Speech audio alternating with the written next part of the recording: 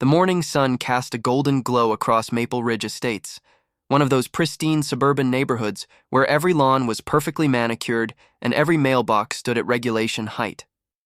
For the past 15 years, the Hendersons had been the picture-perfect neighbors at 1247 Elm Street. Their backyard pool had been the heart of countless summer memories, birthday parties, barbecues, and lazy Sunday afternoons that stretched into evening. But today was different. Today, the pool was gone. Sarah Henderson stood in her kitchen, nursing her third cup of coffee as she watched the construction crew through her window. The massive excavator sat silent now, its job complete. Where once crystal clear water had reflected the sky, there was now only a gaping hole filled with fresh dirt and newly planted grass seed. The transformation had taken weeks, but the decision had been years in the making. "Are you sure about this, honey?" Her husband Mark had asked countless times throughout the process. Each time Sarah had given the same answer. "We're not getting any younger and neither are our knees. Besides, when's the last time either of us actually swam in that thing?" The truth was more complicated than that. The pool had become a burden. The constant maintenance, the chemical treatments, the worry about liability when neighborhood kids occasionally found their way into the yard. Most of all, it had become a painful reminder of dreams that never materialized. They'd bought this house 20 years ago, newlyweds with grand plans of raising a family. The pool was supposed to be where their children would learn to swim, where they'd host epic pool parties for their teenagers' friends, but children never came. Not for lack of trying, not for lack of hoping, not for lack of expensive fertility treatments that drained their savings and left them emotionally exhausted. The pool had gradually transformed from a symbol of future joy to a monument of quiet disappointment. Sarah had finally made peace with their childless life. At 45, she'd channeled her nurturing instincts into her career as a high school counselor, helping other people's children navigate the turbulent waters of adolescence. Mark had thrown himself into his work as a landscape architect, designing beautiful outdoor spaces for other families to enjoy. They'd found contentment in each other, in their quiet dinners, their weekend hiking trips, their book club meetings. The pool, however, remained a constant reminder of the life they'd planned but never lived. Every spring when they'd reluctantly open it, every fall when they'd grudgingly close it, every monthly bill from the pool service. It all felt like paying rent on a dream that had long since expired. So when their elderly neighbor, Mrs. Patterson, had slipped on the wet pool deck during last year's 4th of July barbecue and broken her hip, it was the final straw. The lawsuit had been dropped after they'd paid for her medical expenses, but the incident had crystallized something Sarah had been feeling for years. It was time to let go. The pool removal had been surprisingly therapeutic.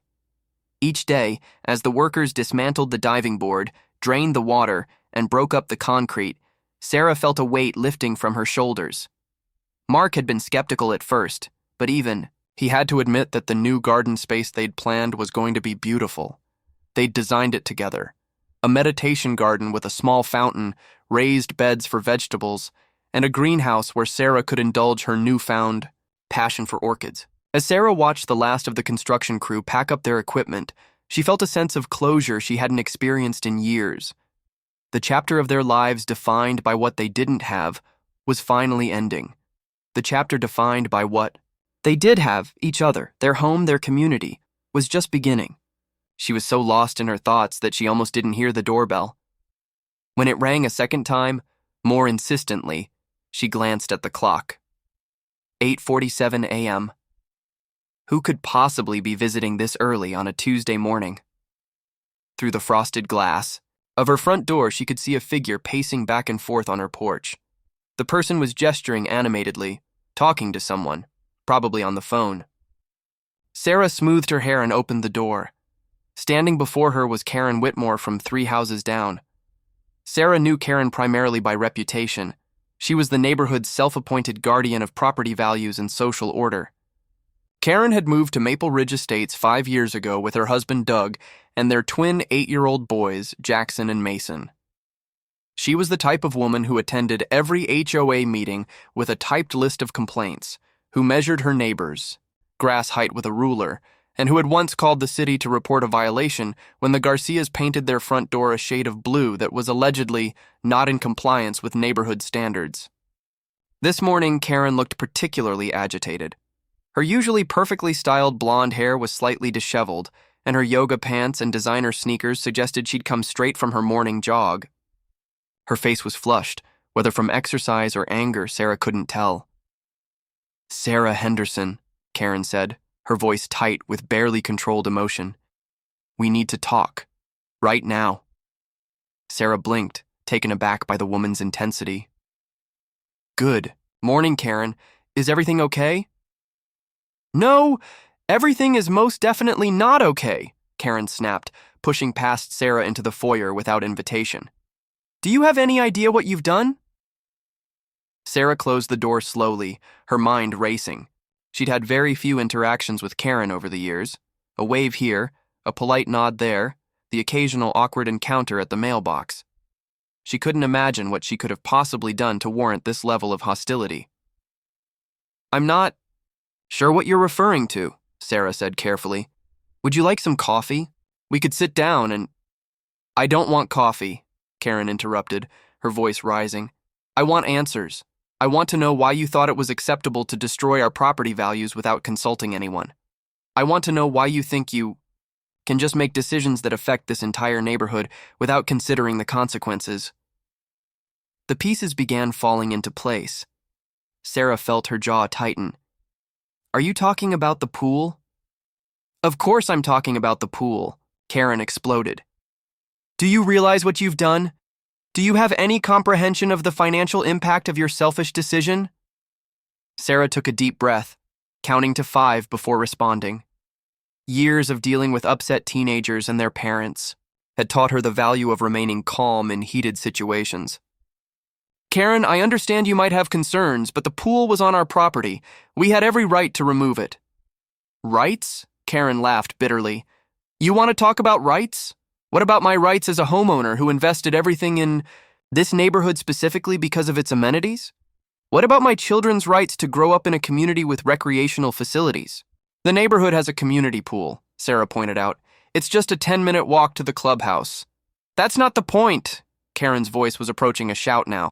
"The point is that your pool was a selling feature for this entire street. When potential buyers looked at houses in this area, they saw your beautiful backyard oasis and thought, this is the kind of neighborhood where we want to live. Do you think they're going to have the same reaction to a dirt patch?" Sarah felt her own temper beginning to rise. She'd spent months agonizing over this decision, weighing all the factors, considering the impact on their own lives and happiness. She'd never once considered that she owed her neighbors an explanation for what she did with her own property. "Karen, I appreciate your concerns, but—" "No, you don't appreciate anything," Karen cut her off. "If you appreciated anything, you would have thought about how your actions affect other people. You would have considered the fact that I'm trying to sell my house, and now I have to explain to potential buyers why the beautiful pool they saw in the online photos is now gone." This was news to Sarah. "You're selling your house?" "We're trying to," Karen said, her voice cracking slightly. "Doug got transferred to Atlanta. We need to sell quickly, and every day this house sits on the market costs us money. Money we don't have." For the first time since Karen had barged through her door, Sarah felt a flicker of sympathy. She knew how stressful moving could be, especially when it involved job relocations and tight timelines. But that sympathy was quickly overwhelmed by indignation at Karen's approach. "I'm sorry you're dealing with a difficult situation," Sarah said, trying to keep her voice level. "But that doesn't give you the right to come into my home and attack me for making decisions about my own property." "Attack you?" Karen's eyes widened in disbelief. "I'm not attacking you. I'm trying to make you understand the consequences of your actions. I'm trying to get you to take responsibility for the damage you've caused." "What exactly do you want from me, Karen?" Karen began pacing again, her hands gesturing wildly as she spoke. "I want you to put the pool back. I want you to restore the property to its previous condition so that it doesn't negatively impact the rest of us who are trying to maintain our investments." Sarah stared at her in disbelief. "You want me to put the pool back?" "Yes, exactly. How is that difficult to understand? Karen, we just spent $30,000 having that pool removed. The concrete has been broken up and hauled away. The hole has been filled and landscaped. What you're asking is impossible. Nothing is impossible. 3 hours later, Sarah was in her backyard inspecting the newly planted grass seed when she heard the unmistakable sound of car doors slamming in her driveway. Not one car door, but several. Her stomach dropped as she recognized the authoritative tone of voices discussing the property in question and municipal codes. She walked around to the front of the house to find 2 police officers standing on her porch, accompanied by a woman in a business suit carrying a clipboard and a man with a measuring tape. Behind them, parked dramatically across the street, was Karen's white SUV. Karen herself stood on the sidewalk with her arms crossed, flanked by 2 other neighbors Sarah barely recognized. Mrs. Henderson? The older police officer, whose name tag read Officer Martinez, stepped forward. We're here regarding a complaint about unpermitted construction and potential zoning violations. Sarah's mouth went dry. I'm sorry, what? The woman with the clipboard introduced herself as Linda Chen from the City Planning Department. Ma'am, we received a report that you've altered your property without proper permits and that the changes may be in violation of neighborhood covenants. We need to inspect the work that was done. The pool removal was completely legal, Sarah said, her voice stronger than she felt. We hired a licensed contractor and they handled all the necessary permits. Officer Martinez consulted his notepad. The complaint also mentions that you may have filled in a wetland area without environmental clearance. A wetland? Sarah stared at him in disbelief. It was a swimming pool in my backyard. From across the street, Karen called out, The water table in this area is very sensitive. You can't just dump concrete and dirt wherever you want. Sarah felt her face burning with embarrassment and anger. Half the neighborhood had come out to watch the spectacle. Mrs. Patterson from next door was peeking through her curtains. The teenage boy from the corner house was openly recording with his phone. Even the mailman had stopped his route to observe the drama unfolding. Can we please discuss this inside? Sarah asked. I'm afraid we need to inspect the property first, Linda Chen said apologetically. Do you have the permits readily available? Sarah's heart sank. Mark had handled all the paperwork for the pool removal, and he was still in Denver for another 2 days. She had no idea where he'd filed the documents. My husband has them. He's out of town on business. She saw Karen's triumphant smile from across the street and felt a surge of fury. This wasn't about zoning violations or environmental concerns. This was revenge, pure and simple. I'll need to make some phone calls, Sarah said. The contractor should have copies of everything. As she retreated into her house to find her phone, she heard Karen's voice rising again.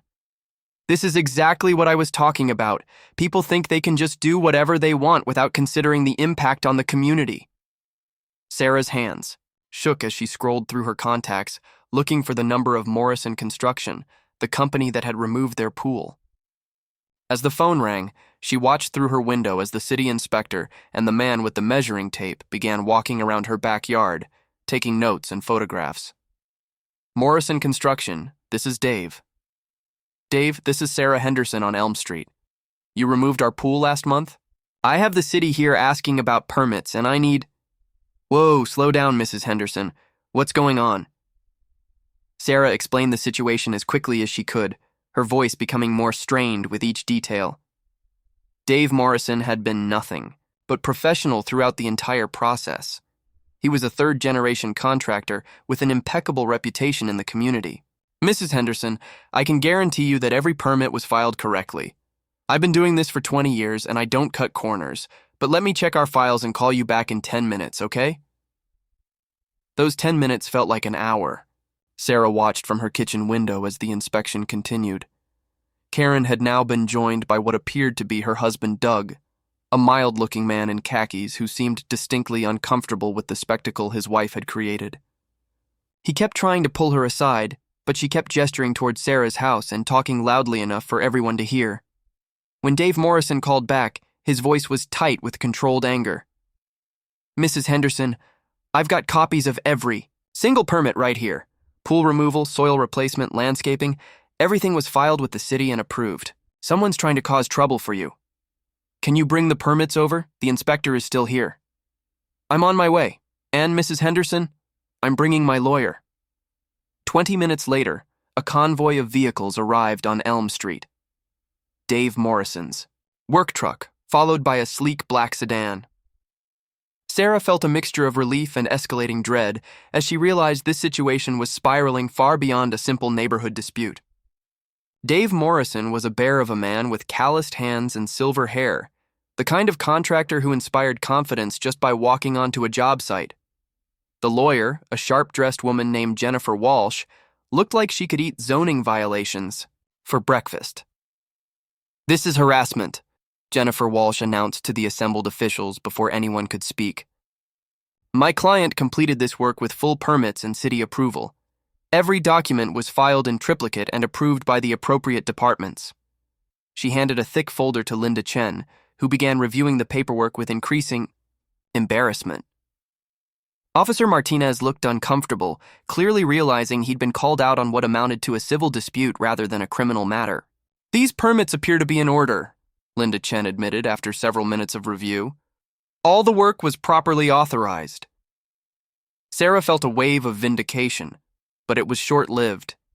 Karen's voice cut through the air like a knife. "What? About the environmental impact study? What about the notification requirements for neighborhood alterations? What about the property line survey?" Jennifer Walsh turned to face Karen directly. "Ma'am, are you the complainant? I'm a concerned neighbor protecting our community's interests. Then you should be aware that filing false reports with city authorities is a misdemeanor offense. Every requirement you just mentioned is either non-existent or was properly fulfilled." The color drained from Karen's face, but she wasn't backing down. "There are other issues: the noise ordinances during construction, the disruption to traffic patterns, the disposal of construction materials." Dave Morrison stepped forward. "Lady, I've been doing this since before you moved to this neighborhood. Every load of concrete was disposed of at a licensed facility. Every workday started after 8 a.m. and ended before 6 p.m. Every truck was properly licensed and insured. I've got receipts for everything." Sarah watched this defense of her decision with a mixture of gratitude and growing unease. She was grateful for the support, but the situation had taken on a life of its own.